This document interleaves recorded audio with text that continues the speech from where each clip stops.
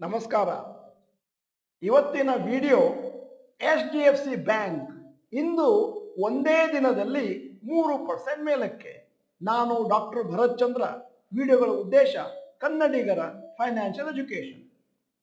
ಇವತ್ತು ಇಂಡಿಯನ್ ಮಾರುಕಟ್ಟೆ ಒಂದಷ್ಟು ವೀಕ್ ಇತ್ತು. Nifty 0.3% down.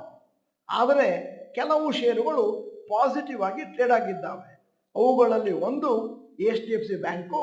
ಇವತ್ತು ಟಾಪ್ ಗೇನರು ನಿಫ್ಟಿ ಇಂಡೆಕ್ಸ್ ಅಲ್ಲಿ ಮತ್ತೆ ರ್ಯಾಲಿ ಆಯಿತು 3.4%. ನಾನು ಮಾತಾಡ್ತಿರೋದು at the time of shooting this video ಮತ್ತು ಅದರ ರೇಟು 1735 ಇತ್ತು. ಮತ್ತೆ HDFC ಬ್ಯಾಂಕಿನ ಹೈಯೆಸ್ಟ್ ಇರೋದು 1794, ಕೇವಲ 3% ಕೆಳಗಿದೆ.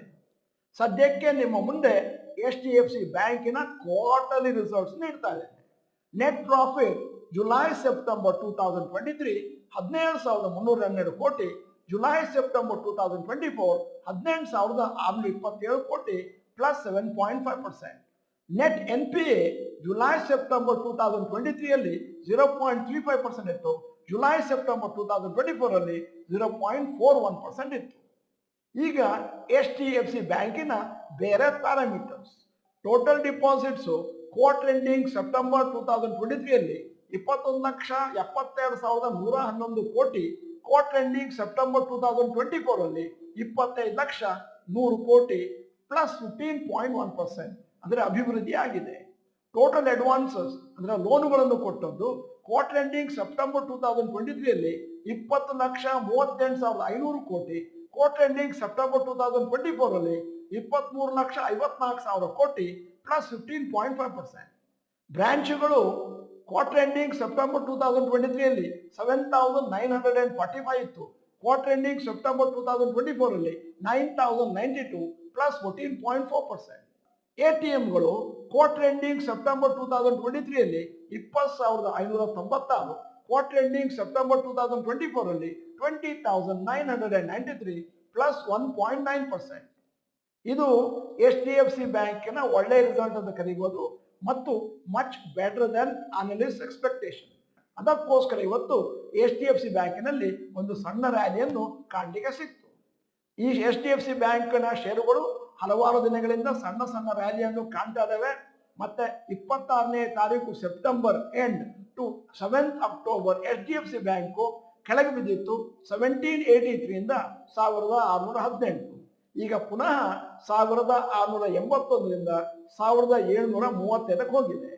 HDFC ಬ್ಯಾಂಕಿನ ಷೇರು ಹಲವಾರು ವರ್ಷಗಳಿಂದ, ಸರಿಯಾಗಿ ಹೇಳಬೇಕು ಅಂದರೆ 3 ವರ್ಷದಿಂದ ಕನ್ಸಾಲಿಡೇಷನ್ ಆಗ್ತಾ ಇದೆ ಮತ್ತು ಮಾರುಕಟ್ಟೆಗೆ ಅಂಡರ್ ಪರ್ಫಾರ್ಮೆನ್ಸ್ ಅನ್ನು ಕೊಡ್ತಾ ಇದೆ. ಸದ್ಯದ ಮಟ್ಟಿಗೆ ಬಿಸ್ನೆಸ್ ಪರ್ಫಾರ್ಮೆನ್ಸ್ ಚೆನ್ನಾಗಿದೆ, ಆದರೆ ಹಿಂದಿನ ದಿನಗಳಲ್ಲಿ ಅದೇನು ಬಿಸ್ನೆಸ್ ಪರ್ಫಾರ್ಮೆನ್ಸ್ ಇತ್ತು ಅದಕ್ಕೆ ಮ್ಯಾಚ್ ಮಾಡ್ಲಿಕ್ಕೆ ಆಗ್ತಾ ಇಲ್ಲ. ಅದಕ್ಕೋಸ್ಕರ ದೊಡ್ಡ ಸಂಖ್ಯೆಯಲ್ಲಿ ಅದೇನು ಜನ HDFC ಬ್ಯಾಂಕಿನಲ್ಲಿ ಹಣವನ್ನು ಹಾಕಿದ್ರು ಅವರೆಲ್ಲರೂ ಕೂಡ ಒಂದು ತರ ಡಿಸಪಾಯಿಂಟ್ಮೆಂಟ್ ನ ವ್ಯಕ್ತಪಡಿಸ್ತಾ ಇದ್ದಾರೆ. ಸದ್ಯದ ಮಟ್ಟಿಗೆ HDFC ಬ್ಯಾಂಕು ಮತ್ತು HDFC ಮರ್ಜ್ ಆಗಿರೋದು ಅಷ್ಟು ಸಕ್ಸಸ್ಫುಲ್ ಇಲ್ಲದೆ ಇರುವಂತ ತರ ಕಾಣ್ತಾ ಇದೆ ಮತ್ತು ಮಾರುಕಟ್ಟೆಯಲ್ಲಿ ಷೇರು ಒಂದು ನ್ಯಾರೋ ರೇಂಜ್ ಅಲ್ಲಿ ಮೇಲೆ ಕೆಳಗೆ ಹೋಗ್ತಾ ಇದೆ.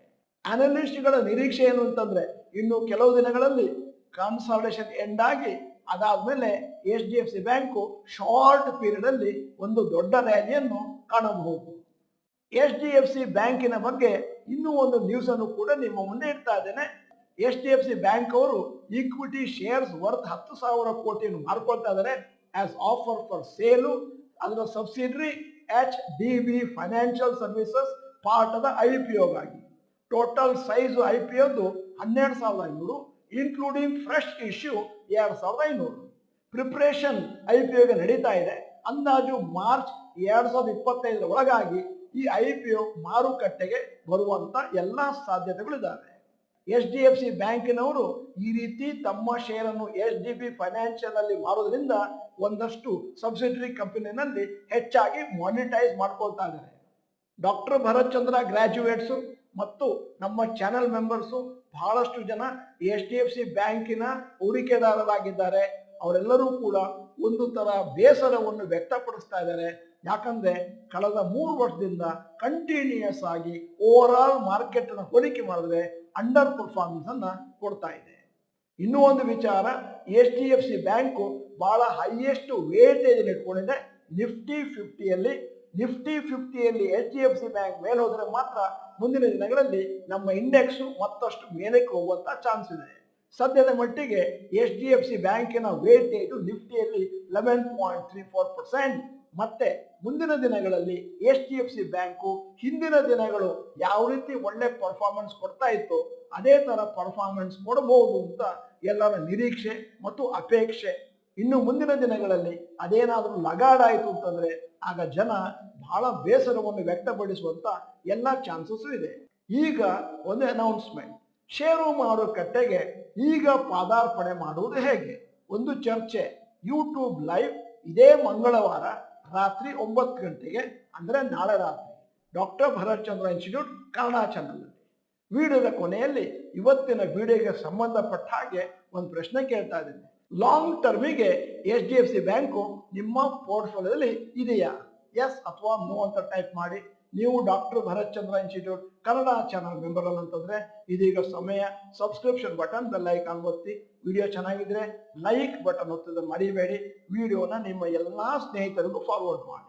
ವಿಡಿಯೋನ ಸಂಪೂರ್ಣವಾಗಿ ನೋಡಿದ್ದಕ್ಕೆ ಧನ್ಯವಾದಗಳು. ನಮಸ್ಕಾರ.